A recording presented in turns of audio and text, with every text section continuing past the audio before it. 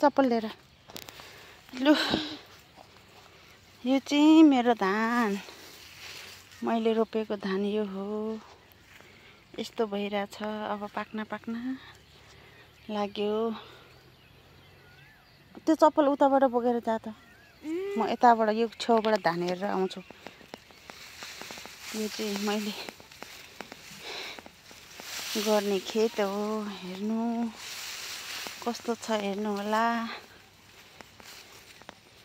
हेरे विचार गरेर यसो ओ त्यहाँ पारी बस्ने चाहिँ मेरो आमा अनि घर देखाउन ओ त्यो देख्ने चाहिँ मेरो घर हो जुम गर्नु न बाटो छेउको रुखको छेउको अनि यता यो चाहिँ हाम्रो गाउँ छिमेकी अनि त्यहाँ गुम्बा देखाइदिनु ओ त्यो देखिराख्ने चाहिँ हाम्रो गुम्बा गाउँको यस्तो छ हाम्रो ठाउँहरू के जुम गर्नु जुम गरेर पो देख्छ गर्छ त गरेको खै भाइ छैन के त दिन त जुम गरेर देखाइदिन्छु म पर्दैन यताबाट फेरि यो तल्लो गाउँ यो चाहिँ मेन रोड साइड पर्छ उयो घर भएकोबाट माथि यसरी आउँदाखेरि चाहिँ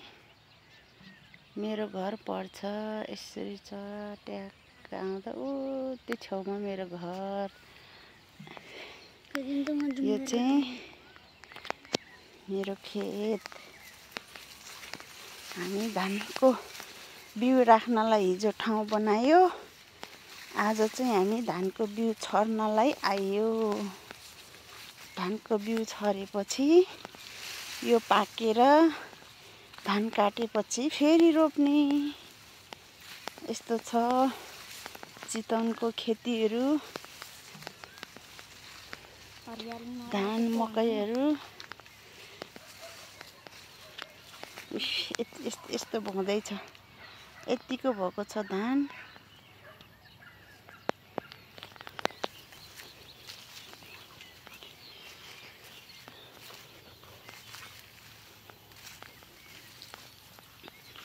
अनि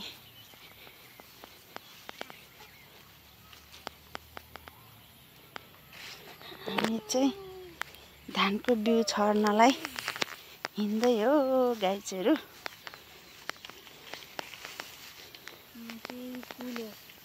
यो चाहिँ कुलो यो मोटरबाट पानी ल्याउने ऊ त्यो मोटरबाट पानी आउने कुलो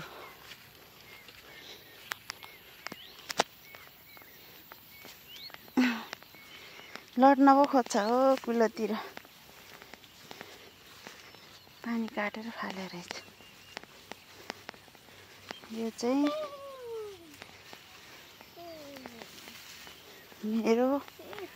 धानको बिउ राख्ने ठाउँ आइपुग्यो गाइजहरू यो हिजो बनाइराखेको मेला हो अब यसलाई धानको बिउ छरिदिने यो माथि हेर्नु होला यसमा धानको बिउ छरिदिने कहाँ जाने मेला बनिसक्यो अब बिउ हालिदिने यसमा बिउ हालिदिने मेरो आमाको छरेर भ्याइसकेको अवस्था म चाहिँ भर्खर छर्न लाग्यो हो गाइज किनभने म ढिलो आयो नि त मेरो आमा चाहिँ अघि नै आउनुभएको बिउ छर्नलाई म चाहिँ भर्खर आएको किनभने घाम थियो त्यसैले म ढिलो आएको म घाममा हिँड्न सक्दिनँ नि त त्यही भएर ढिलो आएको साथीहरू सुड्डो ल हेर्नु हाम्रो गाउँ घर हाम्रो बजार गाउँ सहर यही हो सबै ठाउँमा धान खेती अनि यहाँ धान नरोप्नेले मकै रोपेको पनि छ अनि उता तरकारी यो भेन्डी चिप्ली भेन्डी तेरो मिलाए कि मिलाए छैन हेर त्यहाँ हेर्नु न। ऊ त्यस्तो खाल्टो खाल्टो मिलाउँछु पुर त्यस्तो खाल्टो खाल्टो भएर। पुर्ने अब हिजो चाहिँ मिलाएर गएको थियो, हल्का यसमा खाल्टा खुल्टी बसेछ। अब यसमा फेरि यसलाई अलिकति मिलाएर अनि हामी धानको बिउ छर्ने, त्यहाँबाट सिद्धो गाइज। अब यसो मेरो पनि थोपडा देखाउनु पऱ्यो एकचोटि हल्का।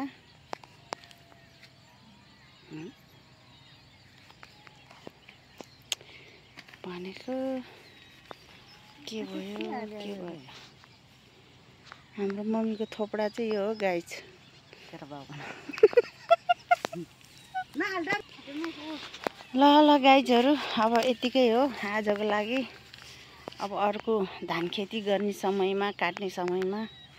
भिडियो बनाएर अनि हाम्रो एउटा सुड्डोलाई पठाइदिनु छ,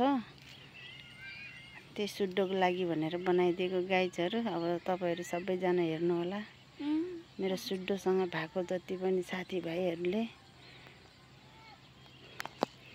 ल बाई बाई। म चाहिँ अब यसो धानको बिउ छर्नेपट्टि जानु पर्यो साथीहरू।